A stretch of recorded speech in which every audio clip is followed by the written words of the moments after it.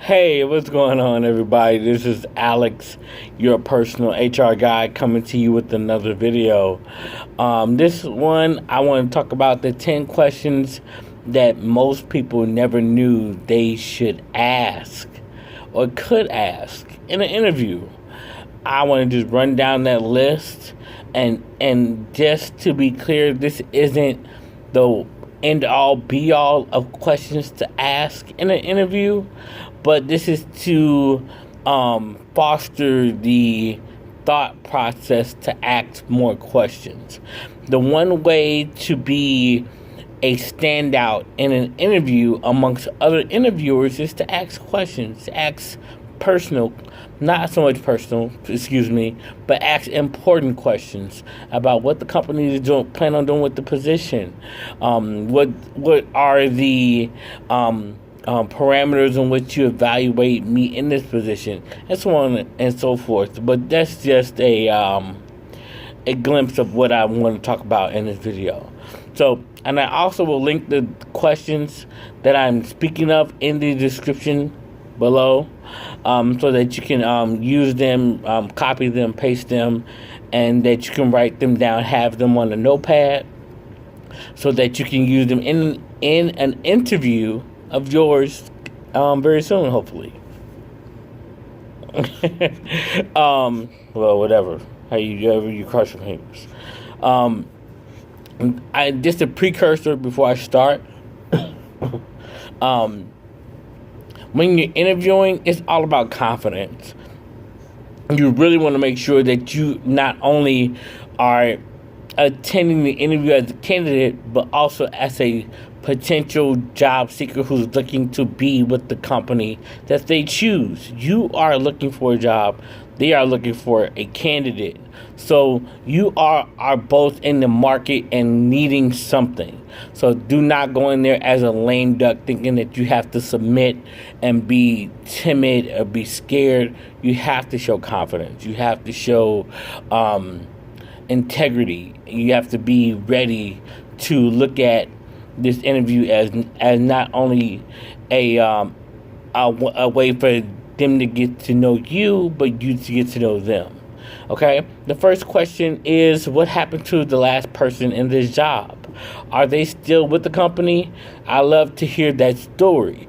A lot of times, companies love to talk about what's going on, and you actually get the person to open up, and it releases the tension in the interview.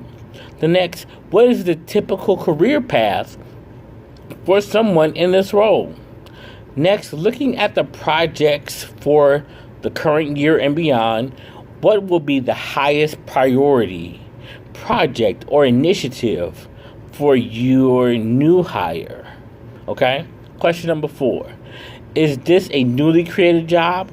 Why was it created? 5. What are the principal metrics by which your new hire will be evaluated?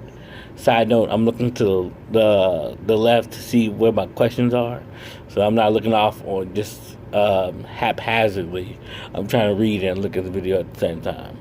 Okay. I think I read number 5. Number 6, what are the biggest issues or obstacles you expect your new hire to face in the first few months of the job?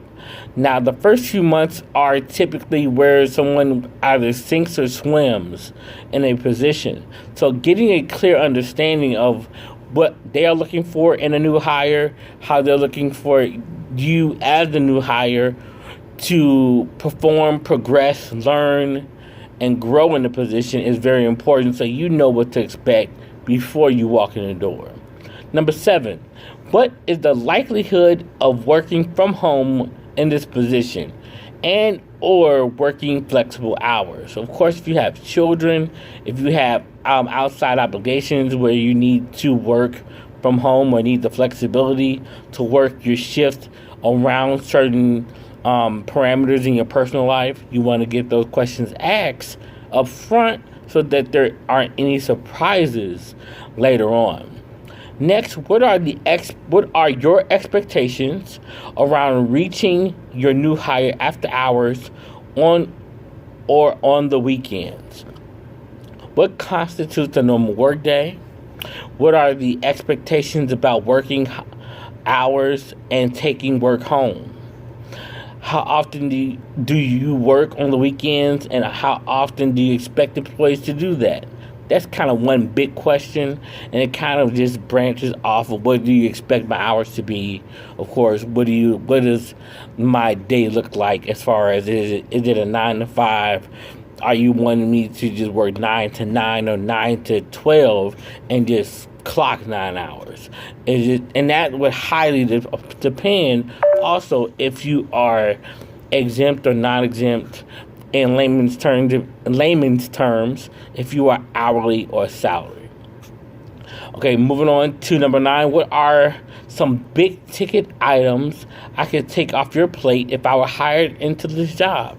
So and that's a great way to say, like, I'm eager, I'm ready. Let me come in with my feet hitting the floor, ready to go. How can I help make your job or make your department or make this company more efficient? Okay.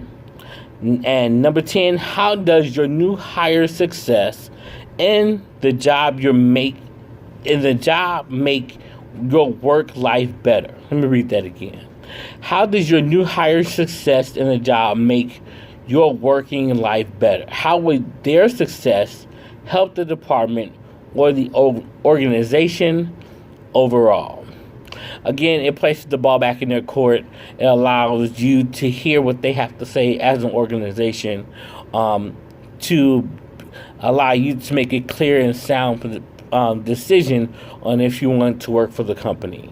Like I said, these questions aren't a end-all or be-all of what's expected, but they are very important questions to ask. They will separate you from the pack of people who are just asking or answering questions, looking at their resume, hoping that they answer it the right way, hoping that they sound like they know what they're talking about, versus taking the ball into your own hands, being in control just as much as they are in control of wanting to know who they're hiring.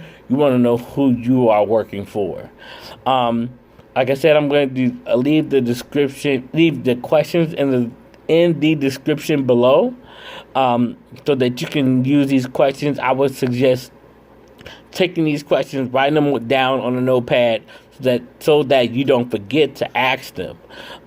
I guarantee you that using this format, using these tools that I'm laying out for you, will help you in moving forward in the process and gaining that job or promotion that you've always wanted.